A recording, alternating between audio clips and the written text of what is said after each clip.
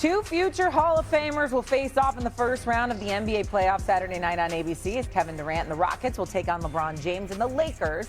Since April 5th, LeBron James has averaged over 25 points and 11 dimes. Since leaving the Warriors, Kevin Durant is looking to get back on top as he's averaging 30 points, 49% from the field. However, he has a 13-18 record in the playoffs since 2021.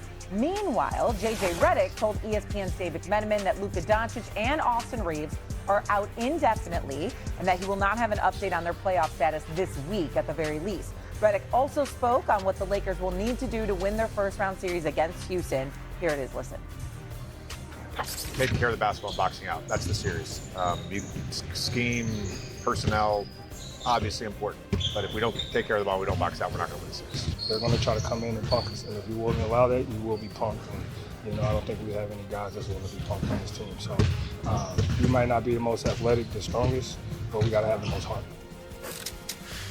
As a reminder, Houston is heavy favorites in this series, but what is the recipe for the Lakers to take down Houston? Is it as simple as taking care of the basketball and boxing out? Wendy, what do you think? Well, that would help. There's no doubt about that. When you play the Rockets, there's a couple of things that you're top of the line, and I'm sure JJ Redick is eyeball deep in all of the options at his disposal to try to figure out a game plan that's going to work. He obviously mentioned right there the rebounding. Houston's one of the great offensive rebounding teams of the decade. They thrive on getting second and third and fourth shots, and if you allow that, they will beat you. The game plan, almost certainly offensively, is going to be to give the ball to LeBron James, spread the court, and let LeBron create mismatches and find the best shot, either for himself or his teammates. When you play Houston, the two players that you want to target are Reed Shepherd and Alperen Şengün. These are excellent offensive players. Houston is suspect offensively. They need those guys in the game to get their offense going. Although down the stretch of the season, Ime Udoka has found some lineups where he can generate some better offense to take pressure off of KD to be the offensive creator. But you've got to figure out ways to take advantage of those mismatches. You've got to punish those guys. That's where a guy like Luke Kennard is going to come in. His role expanded down. But if you look at the 10,000-foot view, what you really need is to extend. That's the message that the Lakers have to think every minute of the game. Extend until the fourth quarter. Your best chance at beating Houston is getting them into a close game. I understand that you're not going to have the same advantages as you did when you had Luka Doncic out there. But Houston has struggled at the end of loose games at the end of close games. And then extend the series. Scrap and claw and figure out how to get it back to Houston 1-1.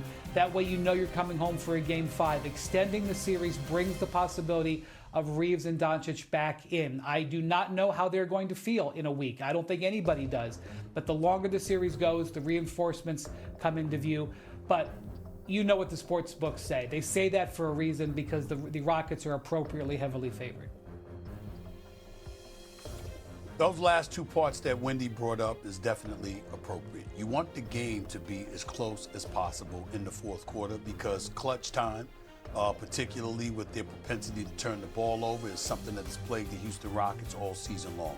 We know this, and we still don't understand why they didn't go out and get themselves a point guard to make sure. I know that Reed Shepherd can play, and I like him a lot, but the bottom line is he's not that quintessential prototypical point guard that you need. Doesn't have the experience yet. You needed somebody with that to calm the waters, per se, and to make sure they protect the basketball. That's not what they did. So if you can get them into deep waters, make sure the game is tight down the stretch, you can exploit Houston. There's no question that that should be a recipe for the Los Angeles Lakers. That's one of the things that Wendy brought up. But in the same breath, you know what? Let's not forget the importance of defending, because you got to defend overall, period. That's not the Lakers' strength. It looked like a strength of theirs at stretches this season, but by and large, that's not their strength. And when you are prolific offensively, but two of your primary offensive weapons are both out, there's a level of urgency and desperation the Lakers should be playing in. And here's what I mean. You're taking it game to game. You're not thinking about the entire series. What you're trying to do is this. Can we get this series 2-2, for example, through the first 4 games? Buying some time for Luka and AR to get back. Can we do that? You literally have to play with a level of aggression and desperation that propels you to go all out just to push for that. and then you get your boys back. That's how they should be thinking as as this series gets set to begin. Whether or not they do that remains to be seen, because they got a tall task, because Houston is going to rebound the basketball effectively, and there has never been, and I don't believe there ever will be in his career, an answer for Kevin Durant in terms of stopping him offensively. He is going to get his, no question. And unlike, even though we want to say that the record doesn't indicate that, they've gotten much better than the year before, because they're still a top 6 team defensively, just like they were last year, et cetera, et cetera. Last year, you didn't have a bona fide #1 offensive option. It was the sporadic Mr. Green, Jalen Green, that was your guy for you with the Houston Rockets. Now you have arguably the greatest scorer in NBA history, clearly one of the greatest scorers in NBA history, in Kevin Durant. It's a different animal come playoff time. This is what he does, and that's the difference. Okay, LeBron and Kevin Durant, only players with 10 or more playoff head-to-heads in the NBA right now, and they both average over 30 points a game when they play each other. So we know they're going to get theirs. Regardless of the score, at least we get to see two of the greats go up against one another. Let's get to a quick take here, because this was something. Knicks center Mitchell Robinson apparently is working on his, let's call it, snake handling skills. He posted a video yesterday of him catching a snake in his backyard, and he named him Jeff. Listen to this. Y'all will never just believe what the hell I caught in my backyard. Got me a snake. Caught that little boy. Nah, chat, I'm gonna let that boy go. I almost stepped on his ass though. That's how I caught him. That size 14 would have him up on everything I love. Come here. Yo. All right, man. Well, it was nice meeting you, brother. I think I'm gonna name you Jeff. My name is Jeff. Okay. Number one, in Mitchell Robinson's hand, that thing looks like a worm. It doesn't even look like a snake, and he's right. His size 14 Crocs would have definitely smashed him. But nonetheless, Stephen A., your reaction to Mr. Robinson? You can't even speak. How can I be nice? How can I be nice to saying this? You know, a little video and all of that stuff, that's fine.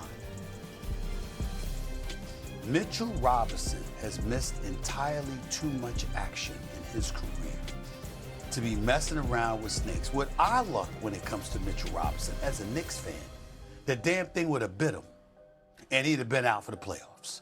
That's the Mitchell Robinson that we know. So when y'all see this video, you can laugh, you can smile, and all of that other stuff. I get it, but you ain't a Knicks fan. See, Knicks fans are like this. What the hell are you doing? Get that thing out your hand. Throw it back in the grass. Leave it be. What are you doing? Because we don't need you out. Mitchell Robinson, and there are a potpourri of ways that this dude can end up missing a game. And you know what? I'm shocked that it didn't bite him, and we weren't sitting here this morning. Breaking news, Mitchell Robinson is going to miss the playoffs, okay? That's what I was thinking about. What the hell is he doing? What the hell is he doing, Wendy? That's all I was thinking about right there. Thank goodness all's well that ends well. That's all I'm going to say right now. Shay, first off, Mitchell Robinson's social media is a joy, especially if you like pickup truck coverage.